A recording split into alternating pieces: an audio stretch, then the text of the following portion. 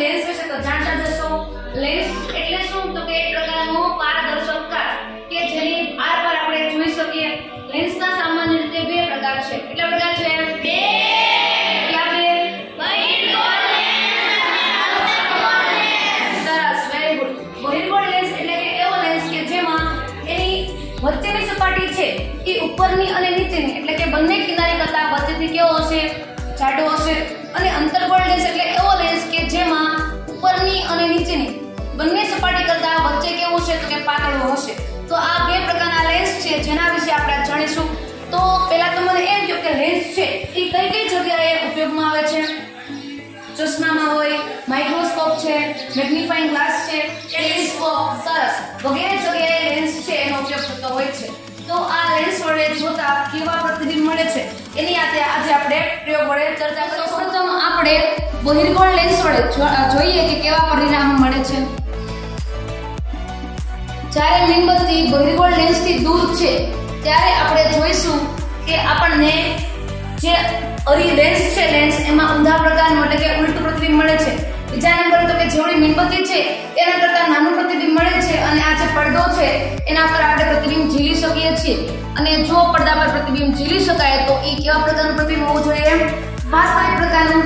તો બહિર્ગોળ લેન્સ વડે જ્યારે આપણે પ્રયોગ કરીએ તો વસ્તુમાં જોઈએ ત્યારે આપણને હંમેશા વાસ્તવિક પ્રતિબિંબ, નાનું પ્રતિબિંબ અને ઉલટું પ્રતિબિંબ મળે છે। ક્યારે? તો કે જ્યારે દૂર હોય ત્યારે। હવે જ્યારે આપણે મીણબત્તીને નજીક ખસેડીશું એટલે કે જ્યારે બહિર્ગોળ લેન્સ છે એની નજીક મીણબત્તી જશે ત્યારે આપણે જોશું કે આપણને લેન્સમાં ખૂબ મોટા પ્રમાણમાં એટલે કે ચપટી અને મોટી આકૃતિ મળે છે। એમાં પ્રતિબિંબ કેવું મળશે? તો કે ચપટું અને મોટું। અને પડદા ઉપર આપણને પ્રતિબિંબ મળતું નથી। અને પડદા ઉપર જો પ્રતિબિંબ ન મળે તો કેવું હોવું જોઈએ? પ્રતિબિંબ આભાસી હોવું જોઈએ।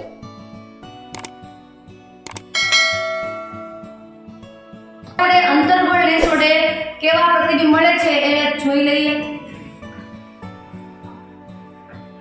અંતર્ગોળ અરીસાની સામે મીણબત્તી છે એ દૂર છે, ઘણા વધારે અંતરે। તો આપણે જોશું કે આપણને આ જે પ્રતિબિંબ છે એ લેન્સમાં કેવું મળશે? તો કે નાનું મળશે। બીજું તો કે ચપટું મળશે, પણ જે પડદો છે એના પર પ્રતિબિંબ મેળવી શકીશું નહીં। એટલા માટે અંતર્ગોળ લેન્સ વડે મળતા પ્રતિબિંબ હંમેશા આભાસી હોય છે, વસ્તુ કરતા નાના કદના હોય છે અને કેવા હોય છે? તો કે ચપટા દેખાતા હોય છે। જ્યારે આપણે મીણબત્તીને નજીક લઈ જશું ત્યારે પરિણામ છે એ સેમ જ હશે, વસ્તુ કરતા નાનું, ચપટું અને આભાસી।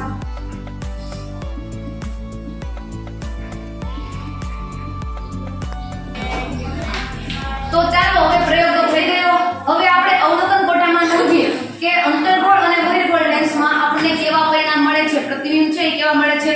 તો સૌપ્રથમ મને તમે કહો કે જ્યારે બહિર્ગોળ લેન્સમાં વસ્તુ છે એ દૂર હોય, લેન્સ કરતા દૂર હોય તો કેવા આપણને પરિણામ મળશે? મેડમ નાનું મળે, વાસ્તવિક મળે અને ઉલટું મળે। સરસ, નાનું મળશે, વાસ્તવિક મળશે અને કેવું મળશે? ઉલટું મળશે।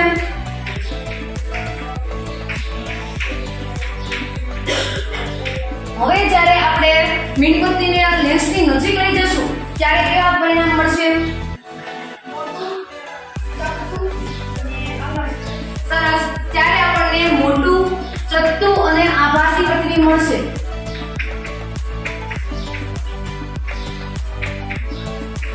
આ આપણે બહિર્ગોળ લેન્સની વાત કરી। હવે જ્યારે અંતર્ગોળ લેન્સની વાત કરીએ તો આપણને બંને કિસ્સામાં કેવા પરિણામ મળશે?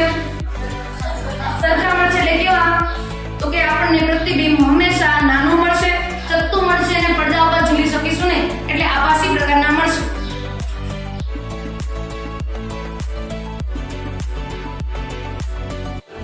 તો ચલો હવે છે કોઈને પ્રશ્ન કે લેન્સ વડે પ્રતિબિંબ કેવા મળશે?